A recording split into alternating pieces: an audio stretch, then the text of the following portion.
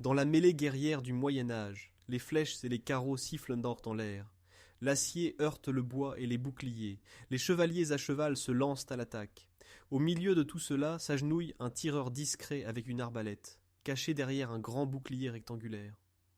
Les projectiles ennemis se plantent avec un bruit sourd dans sa protection de bois. La pavèse. Sur la face avant de la pavèse brille une image colorée de Sainte Barbe, patronne des artilleurs et des tireurs, qui doit donner du courage aux tireurs. L'arbalétrier sent tout le bouclier trembler sous les coups, et se presse contre terre en espérant qu'aucune des flèches ne transpercera. Pourtant, avec un effort tendu, il tend sa machine d'arc pour le prochain tir. Il sait que de sa rapidité de tir dépendent les vies de ses compagnons. Une telle scène était tout à fait courante sur les champs de bataille du bas Moyen-Âge. Pourtant, on ne parle presque jamais de ces boucliers particuliers et des hommes qui les portaient dans les récits populaires sur l'histoire. Combien d'entre vous ont déjà entendu le terme pavèse?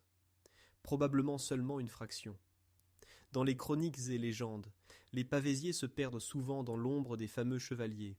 Les films et romans pleins de batailles médiévales les négligent, et pourtant aucune armée des XIVe et XVe siècles ne pouvait s'en passer. Ce sont de tels héros méconnus du Moyen-Âge. Du Moyen-Âge, la plupart d'entre nous imaginons de vaillants chevaliers en armure étincelante, de puissants châteaux ou des archers crachant des salves de flèches. Une composante importante des batailles médiévales est cependant tombée presque dans l'oubli. L'unité des pavésiers et leur grand bouclier appelé pavèse.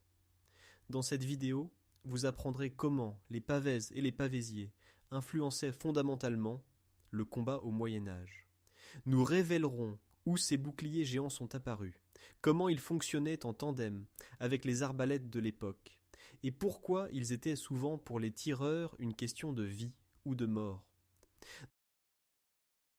Dans un moment, par exemple, nous découvrirons combien fut fatale l'absence de pavèse dans une bataille célèbre de la guerre de 100 ans, et aussi comment les Hussites parvinrent, avec l'aide des pavèses, à résister aux armées de chevaliers d'élite. Préparez-vous pour un voyage vers les temps où le résultat d'une bataille ne se décidait pas seulement par le tranchant de l'épée et la force de l'armure, mais aussi par l'ingénieuse protection des tireurs. Les pavèses, boucliers presque oubliés, nous allons vous les présenter dans un moment dans toute leur beauté et leur contexte. Commençons par le début, c'est-à-dire par la raison pour laquelle les tireurs médiévaux avaient besoin d'un tel bouclier protecteur. Imaginons la situation d'un tireur médiéval sans aucune protection. L'arbalète était à son époque une arme révolutionnaire. Contrairement à l'arc long, l'arbalète ne tirait pas des flèches classiques, mais des carreaux plus courts, appelés aussi bolts ou carrels, qui parvenaient à percer même une armure solide et à mettre mortellement en danger un chevalier à des dizaines de mètres. Mais l'arbalète avait aussi un inconvénient. Après chaque tir, le tireur devait laborieusement la recharger.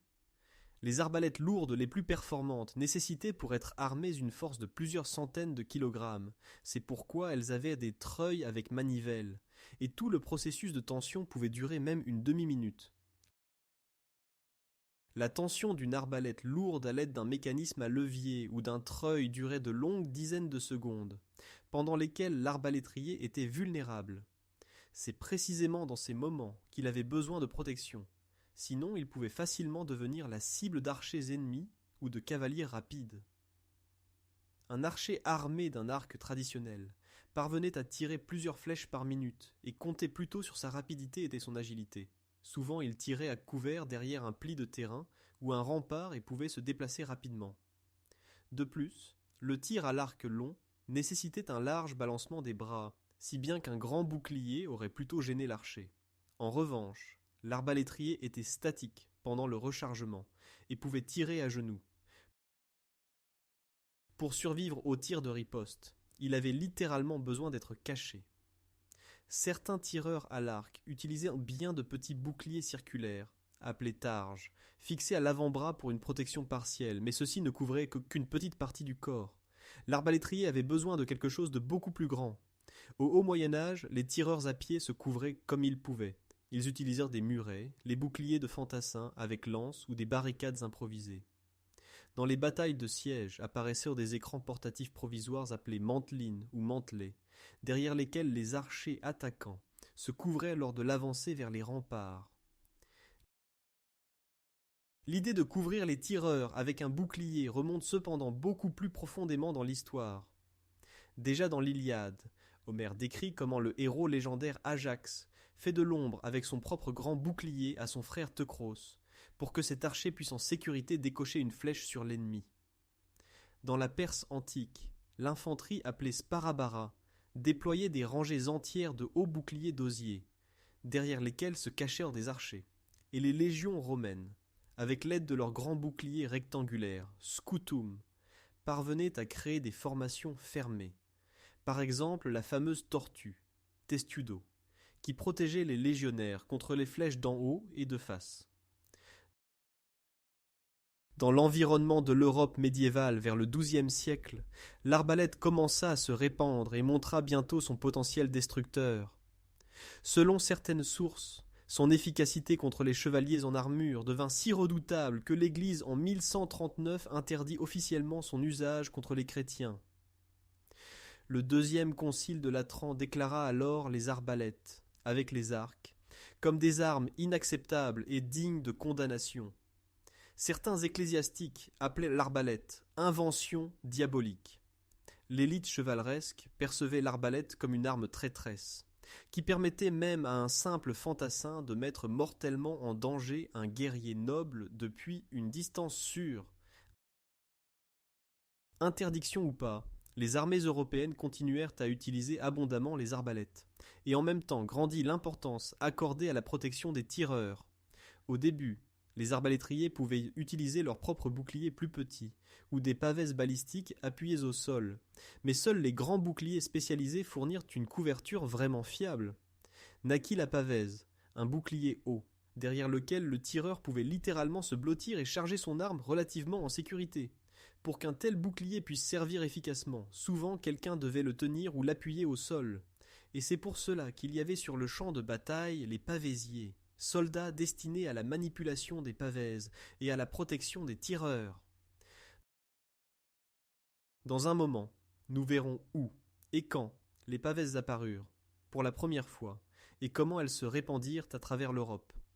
Le nom pavèse ne naquit pas par hasard, il dérive de la ville italienne de Pavie, célèbre pour la fabrication de ses boucliers. Les premières mentions fiables des pavèses comme équipement militaire datent déjà du XIIIe siècle. Par exemple, dans les milices urbaines italiennes, à Florence apparaissent, vers 1260, des unités d'arbalétriers équipées de ces grands boucliers. L'Italie était alors le berceau de nombreuses innovations militaires, et les pavèses de là pénétrèrent rapidement aussi dans les autres parties de l'Europe. Les mots italiens pavese ou paveseo s'implantèrent dans diverses langues, en tchèque pavesa, en anglais pavise, en français pavois. Tous renvoient à l'origine, à Pavie, ce qui suggère que c'est précisément là ou dans les environs que ces boucliers se fabriquaient initialement, et peut-être même s'inventèrent. Qu'était donc exactement une pavèse ? Déjà les noms d'époque sont révélateurs. Les chroniques parlent de grands boucliers pavèses ou de boucliers tours. Imaginez un bouclier de bois haut, environ jusqu'à la poitrine d'un homme adulte, souvent autour d'1 mètre à 1 mètre et 2 dixièmes, large d'environ 1 demi-mètre ou plus. Il avait une forme rectangulaire, avec des coins légèrement arrondis, et une surface bombée, caractéristique avec une nervure verticale prononcée au milieu. Cette nervure donnait au bouclier sa solidité, pour qu'il résiste aux impacts de flèches et de projectiles. Les pavèses se fabriquaient en bois léger, par exemple de tilleul ou de peuplier, pour ne pas être trop lourdes. Plusieurs planches se collaient ensemble, et la plaque ainsi formée se recouvrait à l'extérieur de toile ou de cuir brut. Cette surface se recouvrait ensuite souvent d'une fine couche de stuc, mélange de craie, de plâtre ou de gesso, et finalement se peignait de couleurs vives et de motifs. La face intérieure de la pavèse était pourvue de prises pour le port et la manipulation, parfois aussi de courroies de cuir, pour qu'elle puisse se porter sur le dos. Oui, la pavèse pouvait se porter sur le dos comme une plaque protectrice géante, par exemple lors du déplacement ou de la retraite. Le tireur avait les mains libres pour courir, et le bouclier le couvrait par derrière contre d'éventuelles flèches. Il existait même des variantes plus petites de pavèse, destinés directement aux combattants à pied, au corps à corps. Ces boucliers plus petits, par exemple, les hommes d'armes lourds se les fixaient au bras gauche ou au dos, pour les protéger contre les tirs, avant d'arriver à l'ennemi. Mais l'importance principale était celle des grandes pavèses pour tireurs, précisément celles qui s'appuyaient au sol et couvraient tout le torse d'un homme debout ou agenouillé. D'Italie, les pavèses se répandirent grâce aux contacts internationaux et aux campagnes militaires. Les arbalétriers italiens étaient des maîtres réputés de leur métier, et beaucoup de souverains les engagèrent dans leurs armées. Avec eux venaient aussi leurs tactiques et équipements. Dès le XIVe siècle, les pavèses ne manquèrent donc pas dans l'équipement des troupes françaises, bourguignonnes ou tchèques. Par exemple, les milices urbaines dans les terres allemandes et en Flandre adoptèrent l'usage des pavèses lors de la défense des remparts et dans les batailles en rase campagne. Les registres indiquent que dans l'arsenal de la ville de Nuremberg étaient stockés au XVe siècle plus de 300 pavèses prêtes pour la défense des remparts urbains. Dans toute l'Europe s'accumulaient, dans les arsenaux urbains, des dizaines à des centaines de pavèses, prêtes à l'usage en cas de guerre. Maintenant que nous savons à quoi ressemblait la pavèse et d'où elle venait, concentrons-nous sur les pavésiers eux-mêmes, soldats qui portaient et servaient ces boucliers. Comment se déroulait la collaboration entre l'arbalétrier et son porte-bouclier? Et le pavésier était-il seulement un support passif de bouclier? Ou avait-il aussi sur le champ de bataille un autre rôle? Nous allons clarifier cela tout de suite. Le pavésier était un soldat spécialisé dans le service de la pavèse et la protection des tireurs. Ce n'était pas seulement un porteur passif. Au contraire, il jouait un rôle actif dans la collaboration de combat. En pratique, cela pouvait se présenter différemment. Souvent, un pavésier couvrait avec son bouclier un ou même plusieurs tireurs à l'arbalète. Essayons maintenant de nous mettre dans la peau du pavésier directement en bataille. À l'horizon se dessinent les silhouettes d'archers ennemis. Le commandant crie l'ordre et vous, pavésier, plantez rapidement le bord inférieur de la pavèse dans la terre molle. À côté de vous se blottit un arbalétrier, votre compagnon de combat, et appuie son arbalète contre l'épaule du bouclier. La première salve de flèches siffle dans l'air. Vous entendez comme elles se plantent avec des impacts sourds dans la face avant de la pavèse. Le bouclier tremble sous vos mains, mais vous le tenez fermement. Le collègue à votre gauche entre-temps a regardé par-dessus le bord supérieur du bouclier, a rapidement visé, et twang! L'arbalète a lancé un carreau mortel. Un instant vous apercevez comme au loin un chevalier touché tombe de cheval. « Je recharge !»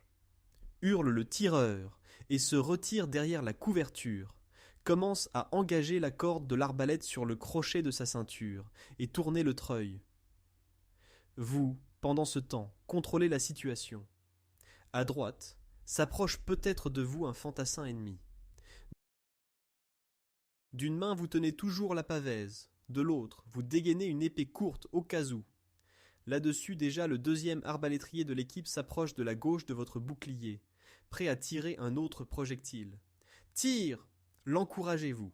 Le carreau siffle dans l'air, et vous entendez à nouveau le grondement satisfait, comme les ennemis tombent. Ainsi coordonné, votre petit groupe peut tenir les attaquants à distance étonnamment longtemps. Le pavésier souvent s'agenouillait ou se tenait debout devant l'arbalétrier, tenait le grand bouclier appuyé au sol et l'orientait contre le tir ennemi. L'arbalétrier se blottissait derrière lui, et au bon moment, regardait du côté ou par-dessus le bord de la pavèse, visait et tirait sur l'ennemi. Puis il se retirait à nouveau à couvert et commençait à recharger. Entre-temps, pouvait par exemple le deuxième tireur à côté de lui tirer avec son arbalète. Une telle paire ou trio fonctionnait de manière coordonnée. Tandis qu'un tirait, l'autre rechargeait, et le pavésier veillait à ce que le bouclier protège toujours ceux qui ne pouvaient justement pas riposter par le tir. Dans les plus grandes unités de tireurs s'utilisait la tactique de rotation.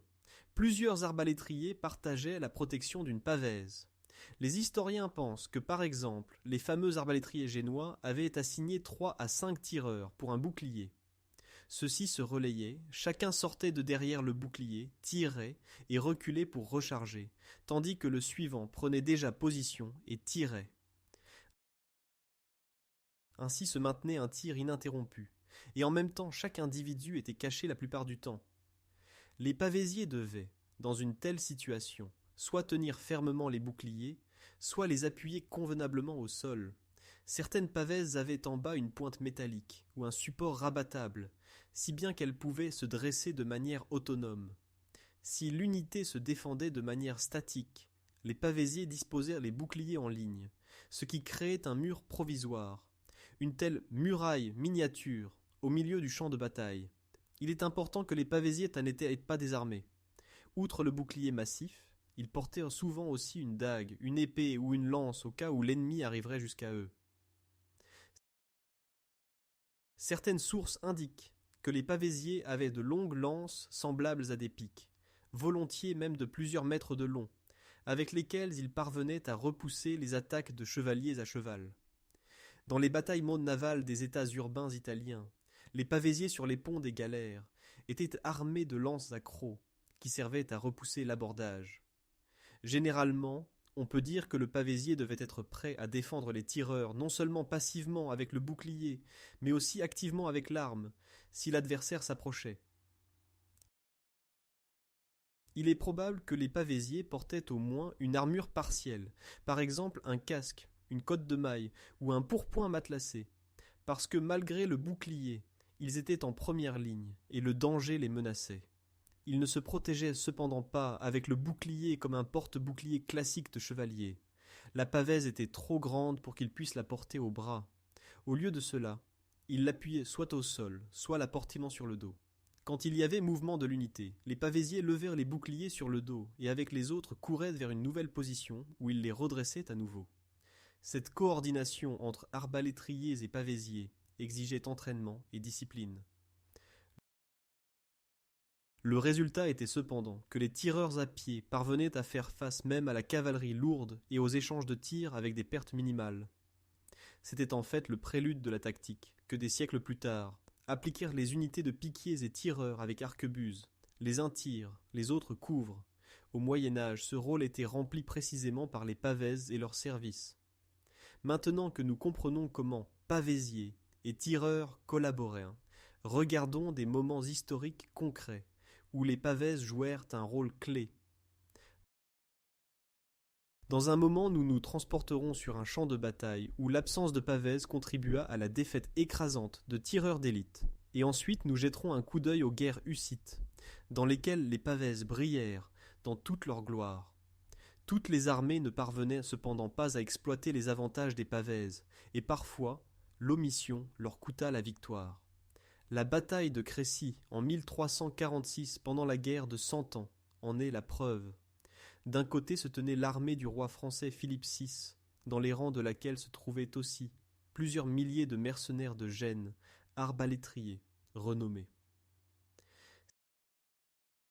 Ces tireurs génois étaient considérés comme une unité d'élite de leur époque, et ils furent déployés plusieurs milliers, les estimations parlent, jusqu'à 5 ou 6 000 arbalétriers. Face à eux, sur une pente douce, s'étalait l'armée anglaise du roi Édouard III, comptant surtout sur les arcs longs de ses archers. Le sort voulut que le jour de la bataille il plût. Les archers anglais gardèrent leurs cordes au sec, tandis que l'humidité nuisit considérablement aux arbalètes génoises. Les cordes s'humidifièrent, et l'efficacité du tir baissa.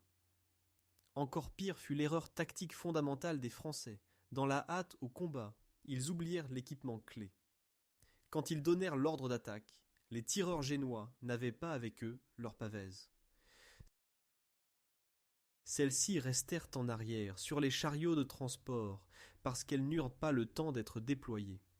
Le commandement français aurait ordonné impatiemment l'attaque immédiate, sans laisser aux pavésiers le temps de dresser les boucliers. Les arbalétriers génois avancèrent donc sans protection.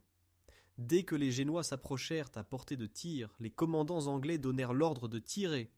Des milliers d'arcs longs se levèrent, et aussitôt le ciel s'obscurcit d'une salve massive de flèches. On rapporte que chaque archer parvenait à tirer environ 10 flèches par minute.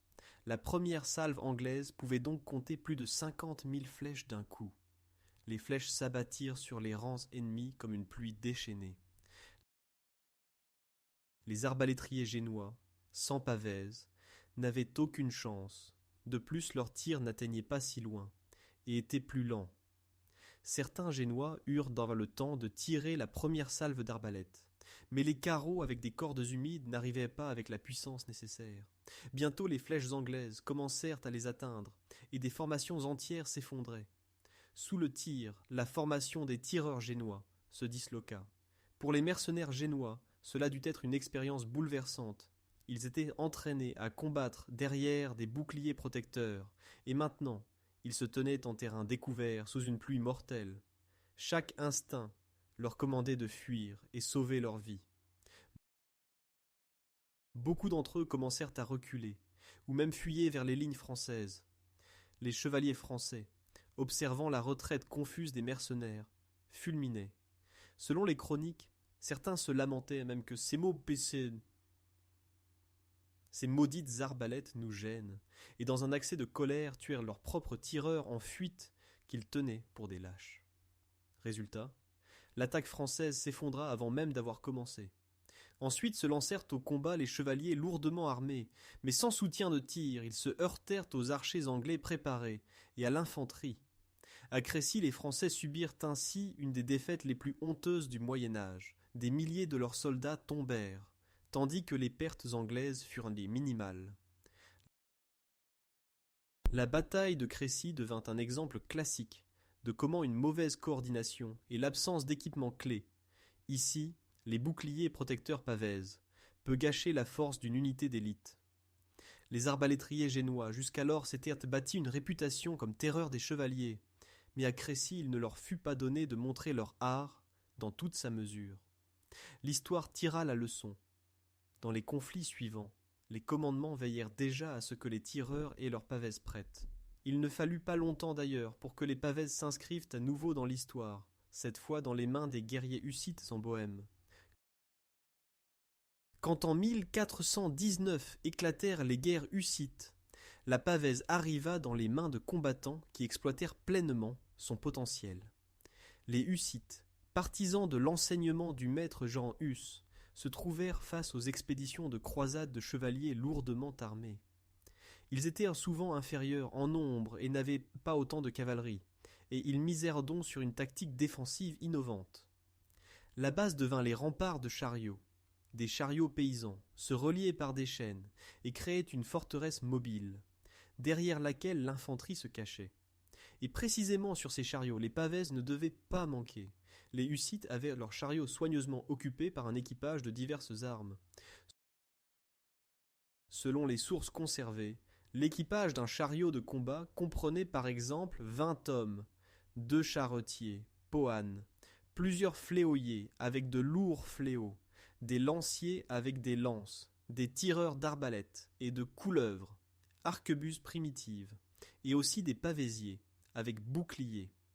Concrètement, on indique que pour un chariot revenaient environ 2 tireurs d'arquebuses, 6 arbalétriers et 2 pavésiers. Les pavésiers placèrent les pavèses autour du chariot de sorte qu'une barrière protectrice se forme. Derrière elle, alors, les tireurs rechargeaient et regardaient par les meurtrières ou entre les boucliers pour tirer sur les ennemis attaquants. Dès les premiers affrontements de 1420, les hussites choquèrent leurs adversaires.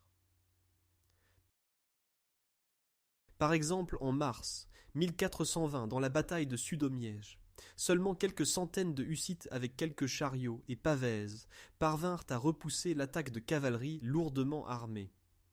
Ils utilisèrent un terrain marécageux et le rempart de chariots couverts de pavèses, derrière lesquels leurs tireurs fauchèrent les chevaliers avec arbalètes et couleuvres.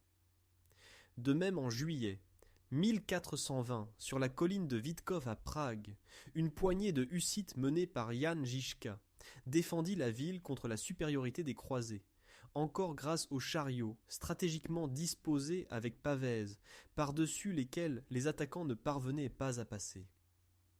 Imaginons cette situation. Les chevaliers croisés galopent contre des chariots apparemment sans défense. Soudain, résonne de derrière les parois de bois du rempart de chariots une salve assourdissante, le crépitement des couleuvres et le sifflement des carreaux d'arbalète. Les chevaliers tombent de cheval, touchés par un projectile ou effrayés par le vacarme inconnu des armes à feu. Ceux qui s'approchent, quand même, se heurtent aux murs de chariots et de pavèses. Les pavésiers hussites, derrière eux, poussent les boucliers contre les brèches pour que rien ne pénètre à l'intérieur, et les lanciers ou fléauiers dans le chariot sont prêts à assommer tout audacieux avec un fléau ou piquer avec une lance. Les attaquants s'efforcent vainement de percer la défense, leurs chevaux s'effraient, et les chevaliers ne peuvent exploiter leur principal avantage, C.A.D., l'élan de la cavalerie. Les adversaires chevaliers accusaient souvent les hussites de se cacher lâchement derrière des chariots, au lieu du combat chevaleresque face à face. Jandjishka et ses capitaines savaient cependant bien que sortir de la position fortifiée aurait signifié donner l'avantage à la cavalerie chevaleresque, et ils s'en gardèrent. Célèbre est l'histoire de 1431, quand la 5e croisade contre les Hussites échoua à Domajlis, pratiquement sans combat. La tradition rapporte que l'armée des croisés se dispersa au moment où elle entendit de loin chanter le choral hussite « Ktoj su Boji Bojovnici », symbole redoutable de la détermination hussite, et aperçut de loin les bannières avec le calice. La réalité n'était peut-être pas si simple, néanmoins, elle montre clairement quel effet psychologique la tactique et la réputation hussites avaient. Les Hussites, grâce à la combinaison de chariots, d'armes à feu, d'arbalètes et de pavèses, vainquirent dans une série de batailles des adversaires plus nombreux et mieux armés. Les pavèses y jouèrent un rôle irremplaçable. Elles fournissaient une couverture contre les flèches et le tir de l'adversaire et permettaient aux tireurs hussites de recharger tranquillement. De plus, les pavèses étaient un symbole visible. Beaucoup de boucliers hussites portèrent le motif peint du calice, signe du hussitisme, symbole de la communion sous les deux espèces. Dans l'imagination des chroniqueurs d'époque, le rempart de chariots couronné de pavèses avec calice devait faire l'effet d'une forteresse, des guerriers de Dieu. Ce n'est pas pour rien que la période des guerres hussites peut être désignée comme l'époque culminante de l'usage des pavèses. Aucun autre conflit du Moyen-Âge n'enregistra un déploiement si massif et efficace de ces boucliers. Dans toute l'Europe se répandit la nouvelle des victoires hussites et de leur tactique, et une série de commandants s'efforcèrent d'imiter quelque chose de semblable. Même après la défaite des Hussites radicaux en 1434, bataille de Lipani, le concept du rempart de chariots mobiles et du tir de derrière les boucliers apparaît par exemple en Hongrie ou en Pologne lors de la défense contre les Turcs. Les pavèses hussites devinrent un concept. Aujourd'hui encore, nous pouvons voir plusieurs pièces originales dans les musées, boucliers massifs de bois, souvent encore avec le calice représenté ou d'autres motifs religieux. Ces exemplaires non seulement attestent l'habileté artisanale des créateurs d'alors, mais portent en eux les histoires des batailles auxquelles ils participèrent. C'est précisément à l'exécution artisanale et à la décoration des pavèses que nous nous consacrerons dans la partie suivante. Les pavèses n'étaient pas seulement des pièces d'équipement utilitaires, souvent c'étaient aussi des objets magnifiquement travaillés.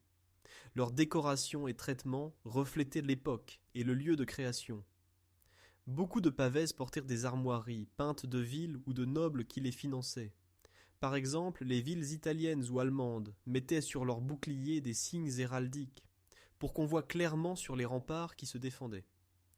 Outre les armoiries, apparaissaient aussi des motifs religieux. Sainte Barbe, protectrice des artilleurs, patronne aimée des tireurs, qu'on voit parfois peinte sur les pavèses, était populaire. Saint Georges combattant le dragon, ou Saint Christophe portant le Christ, étaient d'autres saints aimés, qui devaient donner courage et foi en la protection aux combattants. Chez les Hussites dominait le motif du calice, mais eux aussi parfois complétaient les boucliers de scènes bibliques ou de simples motifs géométriques. La technique de décoration des pavèses était élaborée. Comme nous l'avons mentionné, la surface du bouclier se recouvrait de couches de toile et parfois aussi d'apprêt de plâtre, sur lequel on peignait avec des couleurs à la tempéra, mélange de pigments avec œuf et huile. Les couleurs adhéraient ainsi mieux et résistaient aux intempéries. Parfois la peinture se vernissait encore pour la protection. Les bords de la pavèse étaient bordés de cuir brut ou liserés de ferrure, pour que le bois ne se fende pas. La face arrière, qui ne se décorait pas, pouvait être laissée à la toile ou au cuir, ou peinte d'une couleur simple pour couvrir les inégalités. Chaque pavèse était un original, produit artisanal des artisans médiévaux. Il existait des ateliers spécialisés dans la fabrication de boucliers et d'armures, et les pavèses devinrent aussi un article commercial. Les comptes conservés de la ville de Munich, par exemple, indiquent qu'en 1463, la ville acheta 99 pavèses au maître Hans de Transylvanie. Les boucliers étaient donc aussi objets de commerce lointain et de production spécialisée.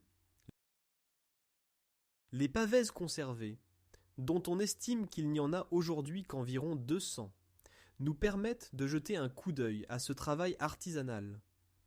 Une grande partie des pavèses ne s'est malheureusement pas conservée jusqu'à nos jours. Après la fin de leur ère, elles furent souvent déposées dans les arsenaux et progressivement détruites ou vendues. Les boucliers de bois succombaient facilement à l'humidité et aux nuisibles, si bien que beaucoup d'exemplaires furent décomposés par la dent du temps. D'autant plus précieux sont ceux qui purent être conservés comme témoins de leur époque. Par exemple, en République tchèque, nous pouvons voir des pavèses hussites dans les collections du Musée national ou dans l'arsenal du château de Krivoklat. Il s'agit généralement de grands boucliers avec motifs de calice, sur champ rouge ou bleu.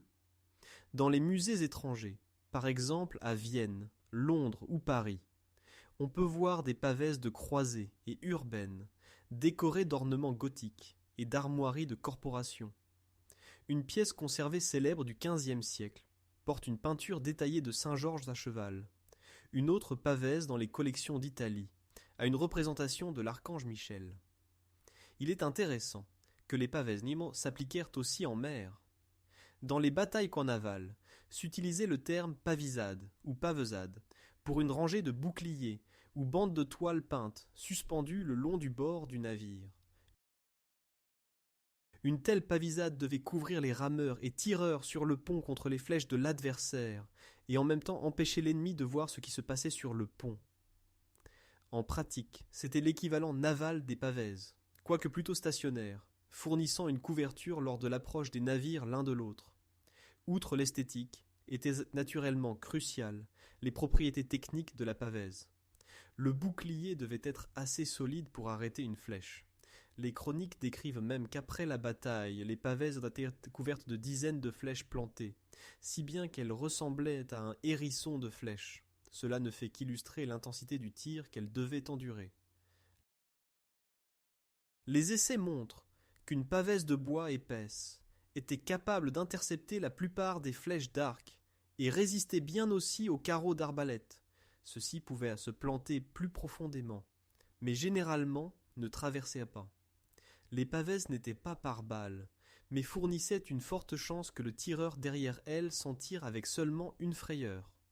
Le poids d'une pavèse complètement équipée pouvait aller de quelques kilos jusqu'à plus de 10 kilos pour les plus grandes pièces.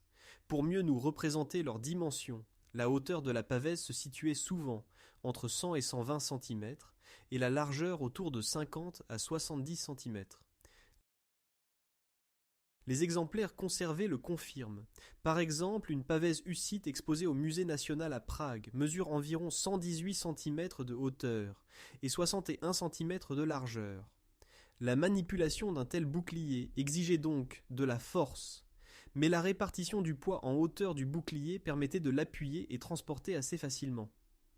On trouvait même sur certaines pavèses de simples crochets ou supports métalliques.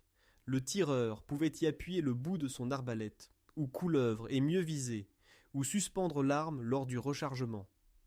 La pavèse servait donc non seulement comme protection, mais aussi comme support stabilisateur pour le tir.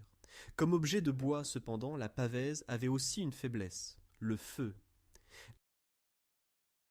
Les adversaires essayaient parfois d'enflammer les pavèses avec des flèches enflammées ou en jetant des récipients avec huile brûlante. Les défenseurs devaient donc surveiller les boucliers et éventuellement les arroser d'eau, pour qu'ils ne prennent pas feu. Cela aussi montre combien le soin complexe de l'équipement sur le champ de bataille était nécessaire. Grâce à la peinture remarquable, les pavèses servirent aussi psychologiquement. Essayez d'imaginer que vous êtes un soldat attaquant, et face à vous se dresse un mur de boucliers orné d'un symbole uniforme, que ce soit les calices des Hussites ou les croix des défenseurs d'une ville. Un tel spectacle pouvait semer l'incertitude. L'adversaire, évidemment, tient ensemble et est bien préparé. Les pavèses fonctionnaient donc aussi comme une sorte de drapeau d'unité, unifiait visuellement les combattants. Cependant, comme la fin du Moyen-Âge approchait lentement aussi la fin de l'ère des pavèses. Qu'est-ce qui causa que ces grands boucliers disparurent finalement des champs de bataille? Et quel héritage laissèrent-ils derrière eux? C'est précisément sur cela que nous nous concentrerons en conclusion. Depuis les premières mentions des pavèses au XIIIe siècle jusqu'à leur dernier déploiement au XVIe siècle s'écoulèrent seulement environ 300 ans. Dans l'histoire, une période relativement courte. Pourtant, dans cette période, les pavèses influencèrent le destin de beaucoup de guerres, et leur histoire vaut la peine d'être retenue. À la fin du XVe et au début du XVIe siècle, les champs de bataille se transformèrent. Avec l'avènement de nouvelles armes et tactiques, commença le déclin de l'importance des pavèses. Certaines armées conservèrent néanmoins les pavèses un peu plus longtemps. Les unités espagnoles d'arbalétriers, connues comme ballesteros paviceros, combattaient encore à la fin du XVe siècle dans la période de la Reconquista, conquête de Grenade, couvertes de grands boucliers. L'armée ottomane aussi utilisait de grands boucliers d'osier ou de bois, derrière lesquels se cachaient ses tireurs, par exemple les janissaires, quoique leur tactique différât de celle européenne. Progressivement cependant aussi dans ces pays, les pavèses cédèrent la place aux nouvelles formes de combat. Commencèrent à dominer d'autres formes de protection et de combat. Les hommes d'armes en armure de plate complète combattaient certes encore, mais de plus en plus souvent contre eux se tenaient des tireurs avec de nouvelles armes à feu, arquebuses et mousquets. Ces armes à feu avaient une plus grande portée et un plus grand pouvoir de pénétration. Le bouclier de bois n'aidait plus tant contre les balles.